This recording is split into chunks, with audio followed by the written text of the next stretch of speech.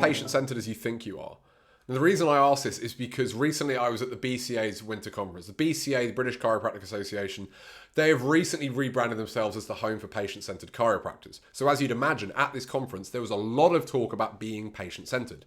But the whole time I was listening to these different speakers on stage, these panel discussions and things like this, there was something nagging at me, and I couldn't quite put my finger on it until about halfway through the day. And I realized that although people were using this phrase, they didn't really seem to understand what it meant a lot of the times. In fact, when most of even the speakers on stage were talking about patient-centered care, what they actually meant was individualized care or personalized care. They were talking about the importance of tailoring your care to the patient in front of you. Now, obviously that is important, and I'm not knocking that at all. And it's one of the necessary prerequisites if you want to be patient-centered. But the thing is personalizing care is something that you do. Being patient-centered is something that you are. It's, the words of Carl Rogers, he wrote a book titled A Way of Being.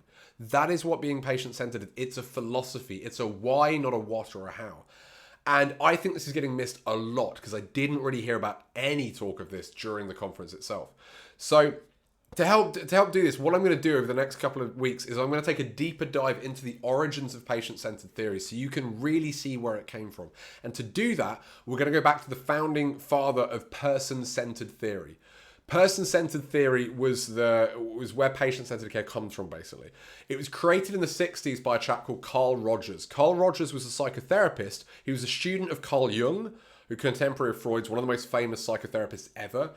And Carl Rogers developed person-centered theory is a strand of the third strand, actually, of psychotherapy called the humanistic view. So you have psychodynamics, which is all to do with looking at your past patterns like Freud, Jung, people like that.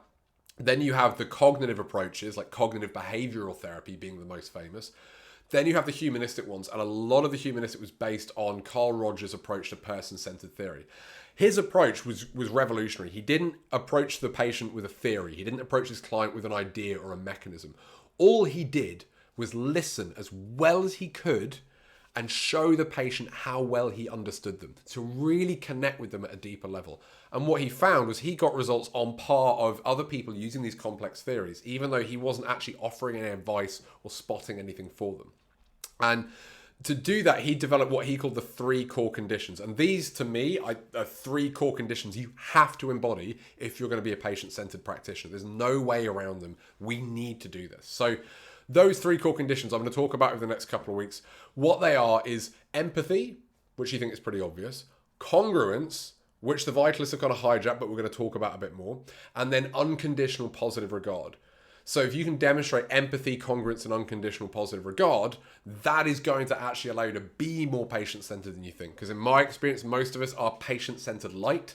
What that means is that we think we're being patient-centered, we're being nice, we're personalizing our care, but we're not actually embodying this deeper approach, this approach that's really about strengthening and cementing the therapeutic relationship, the bond you have between your patients.